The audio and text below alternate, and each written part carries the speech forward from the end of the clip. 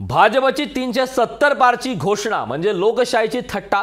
निवडणुका कशा जिंकल्या जातात हे चंदीगडवरून दिसलं अशी टीका, असा हल्लाबोल ठाकरे गटाचे खासदार संजय राऊतांनी केलाय। जेपी नड्डांच्या साधेपणाच्या सूचनेवरही राऊतांनी हल्लाबोल केलाय। पंतप्रधान मोदींच्या पेनची किंमत 25 लाख रुपये, मोदींचा सूट हा 15 लाखांचा, त्यांचे सर्व मित्र अब्जाधीश, असं म्हणत ठाकरे गटाचे खासदार संजय राऊतांनी आता मोदी यांच्यासह भाजपवर टीका केलेली आहे। साधेपणानं जगा।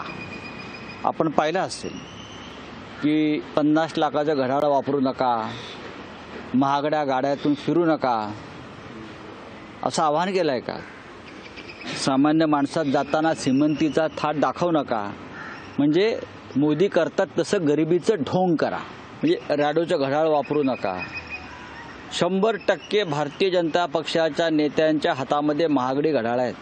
90% भारतीय जनता पक्षाचे कार्यकर्ते आणि नेते परदेशी गाड्यांतून फिरतात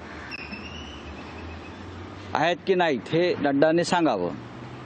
नरेंद्र मोदींच्या खिशाला जो पेन आहे त्याची किंमत 25 लाख रुपये आहे। मोदींच्या हातातल्या घड्याळाची किंमत काढा। मोदींचा सूट 10 ते 15 लाखाचा। तेव्हा जेपी नड्डा यांनी हे ढोंग बंद केलं पाहिजे। भारतीय जनता पक्ष या देशामधल्या निवडणुका कशा पद्धतीने जिंकताय हे चंदीगडच्या महापौर पदाच्या निवडणुकीने दाखवून दिलं।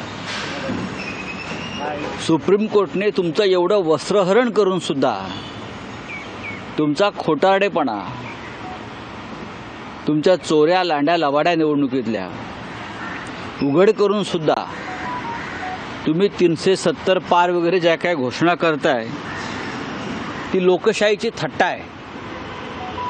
याचा अर्थ तुम्ही 370 जागा जिंकण्यासाठी यंत्रणा आधीच ताब्यात घेतलेली आहे, पण आम्ही ती होऊ देणार नाही।